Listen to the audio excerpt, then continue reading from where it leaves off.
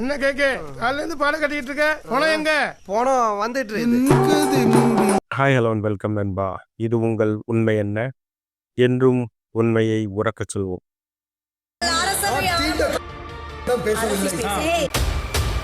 வாட்டர்மெலனை நம்ம இப்போ ஒரு 2-3 வீடியோஸில் நம்ம அடிச்சிருந்தோம். பட்டு இப்போ என்னன்னு பார்த்தீங்கன்னா, அவனோட அட்டகாசம் ரொம்ப ஓவராக போயிட்டு இருக்கு. பல நாள் திருடன் ஒரு நாள் அகப்படுவான்னு நம்ம கேள்விப்பட்டிருப்போம். இப்போ பார்த்தீங்கன்னா அதே மாதிரி தான் வாட்டர்மெலனோட எவ்வளோதான் அவனோட கேரக்டரை அவன் ஒளிச்சு வச்சாலும் அது வெளியில் வருது கொஞ்சம் கொஞ்சமாக. என்னன்னு பார்த்தீங்கன்னா, வாட்டர்மெலன் இப்போ ஒரு விஷயத்த ஓப்பனாகவே திட்டியிருக்கான்.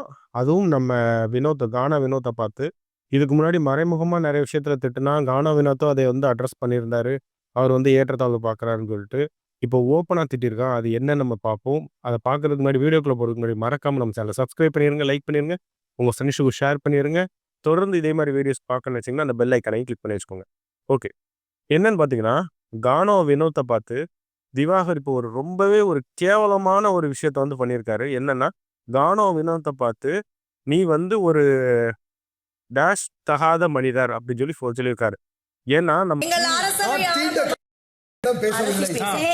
ஸ்கூல் புக்லேயே நம்ம பார்த்துருப்போம்.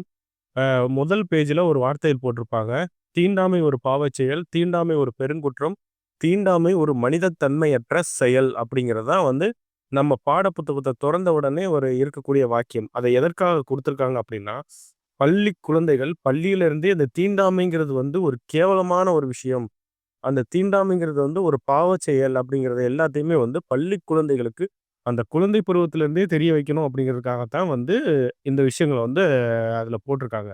பட் இவன் உண்மையிலேயே ஸ்கூல்ஸ் எல்லாம் படிச்சுட்டு தான் வந்தானா, இல்லை எதுவும் பண்ணிட்டு வந்தானான்னு தெரில. அந்த ஒரு ஆளை நம்ம எவ்வளோதான் நம்ம ஒரு கோபம் இருந்தாலும், ஒரு ஆளை பார்த்து ஒரு பப்ளிக் இதில் நம்ம ஒரு சில வார்த்தைகளை பேச மாட்டோம். ஆனால் இவன் ஓப்பனப்பா திட்டியிருக்கான். அதாவது இவனோட கேரக்டர் அந்த இடத்துல வெளிப்பட்டுருக்குன்னு தான் சொல்லணும்.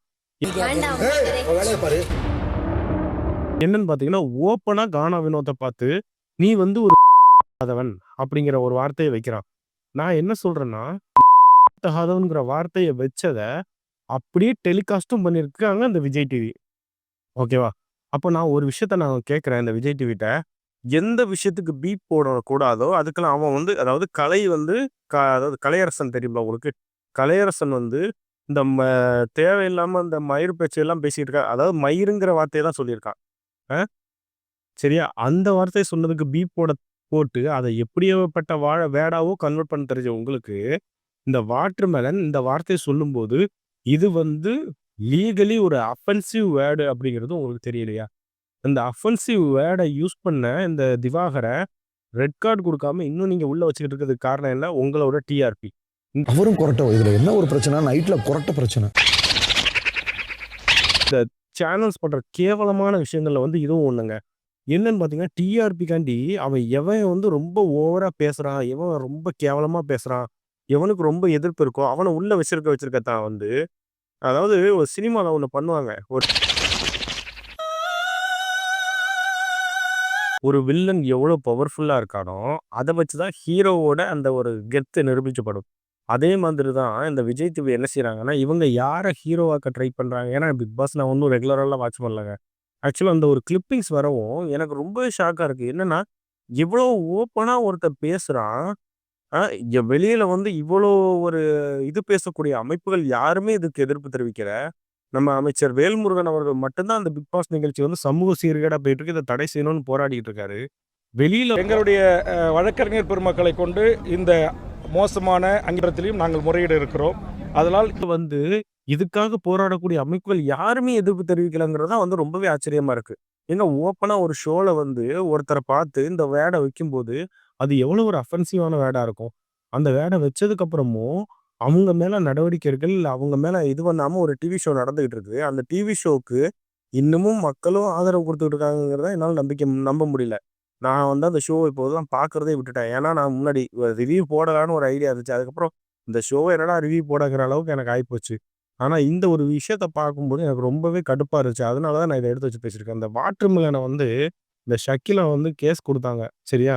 அதுக்கு முன்னாடி பார்த்தீங்கன்னா, ஒருத்தர் அவர் பேர் என்னன்னு தெரியல. அவரு வந்து கேஸ் குடுக்கணும் அப்படின்னு சொல்லியிருந்தாரு. அவர் அந்தமான்ல இருக்காரு. அதனால அவர் கேஸ் குடுக்கணும்னு சொல்லியிருந்தாரு. அவரு தான் வந்து ஷக்கீலா மூலமா கேஸ் குடுத்ததாவே சொல்றாங்க.